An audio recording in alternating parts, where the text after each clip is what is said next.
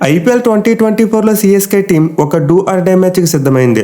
వాళ్ళు ఆదివారం రోజు చెన్నై చెపాక్ స్టేడియం వేదికగా రాజస్థాన్ రాయల్స్తో ది మోస్ట్ ఇంపార్టెంట్ మ్యాచ్ ఆడబోతున్నారు. ఈ మ్యాచ్లో విజయం అయితే సిఎస్కే టీంకి అనివార్యం. పొరపాటున ఓడిపోయారా ప్లే ఆఫ్కి వెళ్లే అవకాశాలు ఇంకా వాళ్ళ చేతిలో ఉండవు. ఖచ్చితంగా వేరే టీమ్స్ యొక్క ఫలితాల మీద డిపెండ్ అవ్వాల్సిన సిచ్యువేషన్ వస్తుంది. ఎందుకంటే సిఎస్కే టీం ఇప్పటికే సీజన్లో 6 మ్యాచ్లు ఓడిపోయారు.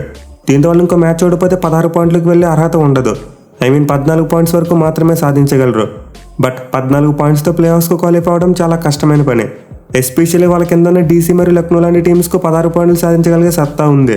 So CSK team playoff రేస్లో స్ట్రాంగ్గా ఉండాలంటే ఖచ్చితంగా ఈ మ్యాచ్లో ఆర్ఆర్ టీంను బీట్ చేయాలి. అదరైన రాజస్థాన్ టీం చూసుకుంటే గత 2 మ్యాచ్ల్లో చతికిల పడ్డారు. వరుస విజయాలతో దూసుకుపోతున్న టీంకు ఎస్ఆర్హెచ్ మరియు డీసీ బ్రేక్ వేశాయి. సో నిజానికి ఆర్ఆర్ టీం ఈపాటికే ప్లే ఆఫ్స్కు క్వాలిఫై అయిపోయి ఉండాలి. కానీ గత 2 మ్యాచ్లు ఓడిపోవడం వల్ల వాళ్ళకి ఇంకా అఫీషియల్గా ప్లే ఆఫ్ క్వాలిఫికేషన్ సింబల్ రాలేదు. పక్కన క్యూ మార్క్ రాలేదు. దీంతో ఎలాగైనా సరే ఈ మ్యాచ్లో గెలిచి ప్లే ఆఫ్స్కు క్వాలిఫై అవ్వాలని చూస్తారు. మెయిన్లీ వాళ్ళు టాప్ 2లో ఉంటూ క్వాలిఫైర్ 1 ఆడాలంటే ఖచ్చితంగా ఈ మ్యాచ్లో గెలవాలి. సో ఈ మ్యాచ్లో సిఎస్కే టీంకి విజయం ఎంత ఇంపార్టెంట్, ఆర్ఆర్ టీం వల్ల కూడా అంతే important. But other team support చూసుకుంటే మాత్రం ఎక్కువగా రాజస్థాన్ టీంకి ఉంటుంది. Mainly Delhi Capitals, Lucknow super Giants, RCB మరియు జీటీ ఈ 4 టీంలు కూడా రాజస్థాన్ టీంకి సపోర్ట్ చేస్తాయి. ఎందుకంటే ఈ 4 టీంలు పాయింట్స్ టేబుల్ సిఎస్కే కంటే కింద ఉన్న టీమ్స్. సో వీళ్ళకి ప్లే ఆఫ్ ఆశలు సజీవంగా ఉండాలంటే ఈ మ్యాచ్లో ఆర్ఆర్ టీం గెలవాలి, సిఎస్కే టీం ఓడిపోవాలి. అప్పుడు మాత్రమే 4 టీంలలో ఏదో ఒక టీంకు ప్లే ఆఫ్స్కి వెళ్ళేందుకు ఛాన్స్ దొరుకుతుంది. సో ఫస్ట్ ఈ మ్యాచ్ సిఎస్కే హోమ్ గ్రౌండ్లో జరుగుతున్నప్పటికీ వాళ్ళ మీద అయితే ఖచ్చితంగా ఒత్తిడి ఉంటుంది. మెయిన్లీ రాజస్థాన్ టీం చూసుకుంటే ఏడాది చాలా మంచి ఫామ్లో ఉన్నారు. అలాగే 2 జట్ల మధ్య హెడ్ స్టాట్స్ చూసుకున్న వాళ్ళైతే సిఎస్కే టీంకు ఎప్పుడు కూడా కాంపిటీషన్ ఇస్తూనే వచ్చారు. సో ఓవరాల్గా 2 జట్లు మొత్తం 28 మ్యాచ్లో తలపడగా సిఎస్కే టీం 15 మ్యాచ్లో గెలిస్తే ఆర్ఆర్ టీం 13 మ్యాచ్లో గెలిచింది. బట్ లాస్ట్ 5 మ్యాచెస్లో చూసుకుంటే మాత్రం రాజస్థాన్ వాళ్ళు 4 గెలిచారు, సిఎస్కే టీం ఒక్కడే గెలిచింది. మెయిన్లీ లాస్ట్ ఇయర్ చూసుకుంటే సిఎస్కే టీం కప్ గెలిచారు. బట్ రాజస్థాన్ టీంతో జరిగిన 2 మ్యాచ్లో కూడా ఓడిపోయారు. సో దీన్ని బట్టి మనం అర్థం చేసుకోవచ్చు రీసెంట్ టైంలో ఆర్ఆర్ టీం సిఎస్కే టీంను ఏ రేంజ్లో డామినేట్ చేస్తుంది అనేది. బట్ ఎనివే చెన్నై చెపాక్ స్టేడియంలో మ్యాచ్ కాబట్టి సిఎస్కే టీం ఎప్పుడు కూడా ఫేవరెట్స్గా ఉంటారు. ఎందుకంటే వాళ్ళకి ఈ గ్రౌండ్లో చాలా మంచి రికార్డు ఉంది. పైగా రాజస్థాన్ టీం మీద చూసుకున్న వాళ్ళకి గ్రౌండ్లో అద్భుతమైన రికార్డు ఉంది. 8 మ్యాచ్లు ఆడితే 6 గెలిచారు, 2 మాత్రం ఓడిపోయారు. సో హోమ్ గ్రౌండ్ సపోర్ట్ అయితే సిఎస్కే టీంకి ఎప్పుడు కూడా ఉంటుంది. కానీ మ్యాచ్లో ఆర్ఆర్ టీంను బీట్ చేయడం అంత సులువు కాదు. ఎందుకంటే రాజస్థాన్ టీం చాలా మంచి ఊపు మీద ఉన్న టీం.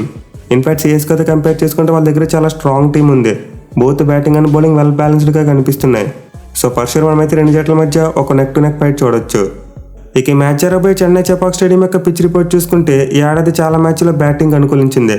ఎస్పెషల్లీ 200 కంటే పెద్ద స్కోర్ను కూడా ఈ గ్రౌండ్లో చేస్ చేయడం చూసాం మనం. సో ఫస్ట్ ఇయర్ ఏడాది అయితే చెపాక్ స్టేడియం యొక్క పిచ్ స్వభావం కాస్త మారింది. గతంలో లాగా ఎక్కువగా స్పిన్ బౌలింగ్ అనుకూలించట్లేదు. అఫ్కోర్స్ 1-2 మ్యాచ్లో లో స్కోర్స్ వచ్చాయి. But still most of the మ్యాచెస్లో మాత్రం భారీ స్కోర్సే చూసాం మనం.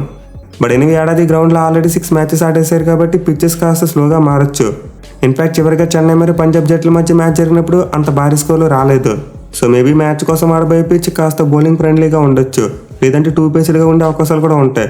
ఎందుకంటే ఆల్రెడీ యూజ్ చేసిన వికెట్ ఇస్తే ఖచ్చితంగా దాని మీద బ్యాటింగ్ చేయడం కష్టమే. బాల్ ఎప్పుడు బౌన్స్ అవుతుందో ఎప్పుడు లో అవుతుందో తెలియదు. సో ఫస్ట్ మనమైతే ఈ మ్యాచ్ కోసం ఒక ట్రిక్కీ వికెట్ని ఎక్స్పెక్ట్ చేయవచ్చు. ఇక ఈ గ్రౌండ్ యొక్క స్టాట్స్ విషయానికి వస్తే ఇప్పటివరకు మొత్తం 82 ఐపీఎల్ మ్యాచెస్ జరిగాయి. అండ్ 82 మ్యాచ్ల్లో ఫస్ట్ బ్యాటింగ్ చేసిన టీం 48 మ్యాచ్ల్లో గెలిస్తే చేస్ చేసిన టీమ్స్ 34 మ్యాచ్ల్లో మాత్రమే గెలిచాయి. అలాగే ఈ గ్రౌండ్లో ఫస్ట్ ఇన్నింగ్స్ యావరేజ్ స్కోర్ 165 రన్స్గా ఉంది. సో ఈ స్టాట్స్ బట్టి అయితే క్లియర్గా ఫస్ట్ బ్యాటింగ్ చేసిన టీంకి అడ్వాంటేజ్ కనిపిస్తుంది. బట్ ఈ ఏడాది చూసుకుంటే మాత్రం చాలా డిఫరెంట్ రిజల్ట్స్ చూసాం. ఈ గ్రౌండ్లో ఏడాది జరిగిన 6 మ్యాచ్లో 4 సార్లు చేస్ చేసిన టీమ్సే గెలిచాయి, 2 సార్లు మాత్రమే ఫస్ట్ బ్యాటింగ్ చేసిన టీమ్స్ గెలిచాయి. బట్ గెలిచిన 2 సందర్భాల్లో కూడా భారీ తేడాతో గెలిచారు. సో ఏడాది అయితే డ్యూ ఫ్యాక్టర్ వల్ల చెన్నై చెపాక్ పిచ్ కొంతవరకు చేసింగ్కి అనుకూలిస్తుంది. బట్ ముందు 6 మ్యాచ్లతో కంపేర్ చేసుకుంటే ఇది డిఫరెంట్ మ్యాచ్. ఈ మ్యాచ్ నైట్ టైం కాకుండా మధ్యాహ్నం 3:30 గంటలకు స్టార్ట్ అవుతుంది. అంటే అసలు డ్యూ ఫ్యాక్టర్ అనే క్వశ్చనే ఉండదు. సో చెన్నై చెపాక్ పిచ్ మీద ఆఫ్టర్నూన్ మ్యాచెస్లో చేసింగ్ అంత సులువుగా ఉండకపోవచ్చు. అఫ్కోర్స్ లాస్ట్ ఇయర్ ఒక డే మ్యాచ్లో పంజాబ్ కింగ్స్ టీం సిఎస్కే మీద 200 కంటే పెద్ద టార్గెట్ను చేసింది. కానీ ఈ మ్యాచ్ సీజన్లో ఈ గ్రౌండ్లో జరగబోయే 7వ మ్యాచ్ కాబట్టి చేసింగ్ అంత అనుకూలంగా ఉండకపోవచ్చు. మెయిన్ ఆర్ఆర్ టీం చూసుకుంటే ఇప్పటివరకు ఈ గ్రౌండ్లో చేస్తున్నప్పుడు ఒక్కసారి కూడా గెలవలేదు. వాళ్ళు గెలిచిన 2 మ్యాచ్ల్లో కూడా ఫస్ట్ బ్యాటింగ్ చేసినప్పుడే గెలిచారు. సో ఆర్ఆర్ టీం అయితే మోస్ట్ లైక్లీ టాస్ గెలిస్తే ముందుగా బ్యాటింగే తీసుకోవచ్చు. పైగా వాళ్ళు తమ లాస్ట్ 2 మ్యాచ్ల్లో కూడా చేసింగ్ చేసినప్పుడే ఓడిపోయారు. సో ఆర్ఆర్ కెప్టెన్ అయితే టాస్ విషయంలో ముందు బ్యాటింగ్ తీసుకునే అవకాశాలు ఉన్నాయి. అదర్ సిఎస్కే కెప్టెన్ తీసుకున్న ముందు బ్యాటింగే తీసుకోవచ్చు. బట్ ఏడాది వాళ్ళకి స్టేడియంలో చాలా మిక్స్డ్ రిజల్ట్స్ వచ్చాయి. మోస్ట్ ఇంపార్టెంట్లీ ఏడాది గ్రౌండ్లో సిఎస్కే టీం వాళ్ళు ఓడిపోయిన 2 మ్యాచ్లు కూడా ఫస్ట్ బ్యాటింగ్ చేసి ఓడిపోయారు. సో దీన్ని దృష్టిలో పెట్టుకుంటే మేబీ సిఎస్కే కెప్టెన్ టాస్ గెలిచి ముందుగా ఫీల్డింగ్ తీసుకున్న వాళ్ళు ఆశ్చర్యపోనవసరం లేదు. ఇక ఈ గ్రౌండ్లో సిఎస్కే రికార్డు గురించి నేను ప్రత్యేకంగా చెప్పనవసరం లేదు. అలాగే ఆర్ఆర్ మరియు సిఎస్కే జట్ల మధ్య గ్రౌండ్లో ఉన్న రికార్డు గురించి కూడా మాట్లాడుకున్నాం. ఈవెన్ యాడ్ చూసుకుని గ్రౌండ్లో సిఎస్కే టీం 6 మ్యాచ్లు ఆడితే 4 గెలిచారు, 2 మాత్రం ఓడిపోయారు. So for sure CSK team మరోసారి తమ హోమ్ అడ్వాంటేజ్ని గట్టిగా యూజ్ చేసుకోవాలని చూస్తారు. ఇక టీమ్స్ విషయానికి వస్తే హోమ్ టీం అయిన సిఎస్కే టీం తమ లాస్ట్ మ్యాచ్లో జీటీ మీద అనూహ్యంగా ఓడిపోయారు. మెయిన్లీ పంజాబ్తో జరిగిన మ్యాచ్లో అద్భుతంగా రాణించిన బౌలర్స్ నెక్స్ట్ మ్యాచ్లో మాత్రం దారుణంగా ఫెయిల్ అయ్యారు. సో సిఎస్కే టీం అయితే తమ లాస్ట్ మ్యాచ్లో మొత్తం అన్ని డిపార్ట్మెంట్స్లో కూడా ఫెయిల్ అయ్యారు. బౌలింగ్ సరిగ్గా చేయలేదు, ఫీల్డింగ్ సరిగ్గా చేయలేదు, అలాగే బ్యాటింగ్ కూడా పెద్దగా క్లిక్ అవ్వలేదు. ఎస్పెషల్లీ టాప్ ఆర్డర్ నుంచి రన్స్ రాలేదు. సో సిఎస్కే బ్యాటింగ్లో అయితే కొంతవరకు సమస్యలు కనిపిస్తున్నాయి. కానీ లాస్ట్ మ్యాచ్లో బిగ్గెస్ట్ పాజిటివ్ ఏంటంటే మొయిన్ అలీ మరియు మిచెల్ ఇద్దరు ఫామ్లోకి రావడం. సో వీళ్ళకి తోడు ఇటు తిరిగి రుతురాజ్ గైక్వాడ్ మరియు శివం దూబే లాంటి ప్లేయర్స్ ఆల్రెడీ సీజన్లో చాలా మంచి నాక్స్ ఆడున్నారు. అలాగే జడేజా చూసుకున్న కొన్ని క్రూషియల్ రన్స్ చేశాడు. సో బ్యాటింగ్ పరంగా చూసుకుంటే వీళ్ళందరూ కలిసి కట్టిగా ఆడితే సిఎస్కే టీంకు ఖచ్చితంగా భారీ స్కోర్ వస్తుంది. బట్ వాళ్ళకి గత 5 మ్యాచ్లో చూసుకుంటే సెకండ్ ఓపెనర్ సరిగ్గా ఆడట్లేదు. ఎస్పెషల్లీ రహానే గత 5 మ్యాచ్లో ఒక్కసారి మాత్రమే డబుల్ డిజిట్ స్కోర్ కొట్టాడు. అలాగే వాళ్ళు లాస్ట్ మ్యాచ్లో తీసుకొచ్చిన రవీంద్ర కూడా మరోసారి రన్స్ చేయలేకపోయాడు. సో ఓపెనింగ్ విషయంలో సిఎస్కే టీం చేస్తున్న ప్రయోగాలు ఆపేయాలి. వాళ్ళు అగైన్ గైక్వాడ్ మరియు రవీంద్ర కాంబినేషన్కు స్టిక్ అయి ఉండాలి. అలాగే లాస్ట్ మ్యాచ్లో ఎలా అయితే మొయిన్ అలీని అప్ ది ఆర్డర్ పంపారు, ఈ మ్యాచ్లో కూడా అలానే పంపాలి. ఎందుకంటే అతనికి అప్ ది ఆర్డర్ అన్నప్పుడు చాలా మంచి రికార్డు ఉంది. సో సిఎస్కే టీం అయితే మరోసారి ఈ మ్యాచ్లో జడేజాని ఎర్లీగా పంపకుండా మొయిన్ అలీని ఎర్లీగా పంపాలి. ఇక వాళ్ళ బౌలింగ్ విషయానికి వస్తే లాస్ట్ మ్యాచ్లో బాగా దారుణంగా ఫెయిల్ అయ్యారు. మెయిన్లీ గుజరాత్ యంగ్ ఓపెనర్స్ ఏకంగా 210 రన్స్ పార్ట్నర్షిప్ పెట్టారు. సో స్లో వికెట్స్ మీద మంచిగానే బౌలింగ్ చేస్తున్న సిఎస్కే బౌలర్స్ ఫ్లాట్ వికెట్ వచ్చేసరికి మాత్రం కాస్త తడబడుతున్నారు. మెయిన్లీ వాళ్ళ పేస్ బౌలింగ్ డిపార్ట్మెంట్లో పెద్దగా ఎక్స్పీరియన్స్ లేదు. అలాగే లాస్ట్ మ్యాచ్లో స్పిన్నర్స్ చూసుకున్నా చాలా ఎక్కువ రన్స్ ఇచ్చారు. సో ప్రజెంట్ అయితే శార్దుల్ ఠాకూర్ మరియు తుషార్ దేశపాండే ఇద్దరు మాత్రమే కాస్త కన్సిస్టెంట్గా బౌలింగ్ చేస్తున్నారు. బట్ ఎనివే జడేజా లాంటి బౌలర్కి చూసుకుంటే గ్రౌండ్లో చాలా మంచి రికార్డు ఉంది. అలాగే మిగతా బౌలర్స్ కూడా చెపాక్ స్టేడియం లాంటి చాలా మంచి బౌలింగ్ చేస్తూ ఉంటారు. అయితే మ్యాచ్ కోసం సిఎస్కే టీం తమ బౌలింగ్ డిపార్ట్మెంట్లో మార్పులు చేసే అవకాశాలు పుష్కలంగా కనిపిస్తున్నాయి. ఎస్పెషల్లీ వాళ్ళు మిచెల్ శాంట్నర్ని పక్కన పెట్టి మహేష్ తీక్షణ లాంటి స్పిన్నర్ని తీసుకొచ్చే ఛాన్సెస్ ఉన్నాయి. ఎందుకంటే శాంట్నర్ మరియు జడేజా ఒకే కైండ్ ఆఫ్ బౌలర్. ఇద్దరిలో ఒకరు సక్సెస్ అయితే ఆటోమేటిక్గా రెండో బౌలర్ కూడా సక్సెస్ అవుతున్నాడు. అట్ ది సేమ్ టైం ఒకరు ఫెయిల్ అయితే మరొకరు కూడా ఫెయిల్ అవుతున్నారు. సో దీంతో స్పిన్ బౌలింగ్లో వెరైటీ కోసం ఈ మ్యాచ్లో తీక్షణ ఆడించే అవకాశాలు ఉన్నాయి. అలాగే థర్డ్ సిమ్మర్గా చూసుకున్న సిమర్జీత్ సింగ్ లాస్ట్ మ్యాచ్లో ఎక్కువ రన్స్ ఇచ్చాడు. దీంతో ఈ మ్యాచ్లో అతను పక్కన పెట్టి ముఖేష్ చౌదరి లాంటి ప్లేయర్ని తీసుకురావచ్చు. ఇక ఇంపాక్ట్ ప్లేయర్గా చూసుకుని మ్యాచ్లో సిఎస్కే టీం రహానేని పక్కన పెట్టాలి.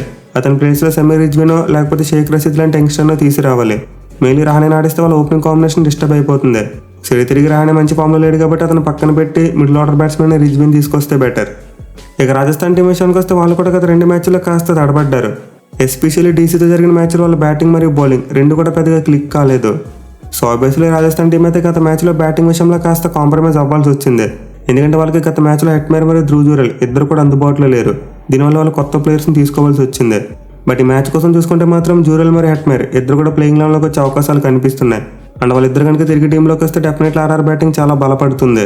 మెయిన్ వాళ్ళకి టాప్ ఆర్డర్లో సంజు శాంసన్ లాంటి ప్లేయర్ అద్భుతమైన ఫామ్లో ఉన్నాడు. అలాగే మిడిల్ ఆర్డర్లో రేయన్ పార్క్ కూడా సీజన్లో చాలా కన్సిస్టెంట్గా రన్స్ కొడుతున్నాడు. ఈవెన్ జైస్వాల్ చూసుకున్న బట్లర్ చూసుకున్న ఆల్రెడీ సీజన్లో కొన్ని మ్యాచ్ విన్నింగ్ నాక్స్ ఆడారు. సో ఫర్ ఆర్ఆర్ బ్యాటింగ్లో అయితే మంచి ఫైర్ పవర్ ఉంది. బట్ వాళ్ళ అసలైన స్ట్రెంత్ మాత్రం బౌలింగ్ అని చెప్పుకోవచ్చు.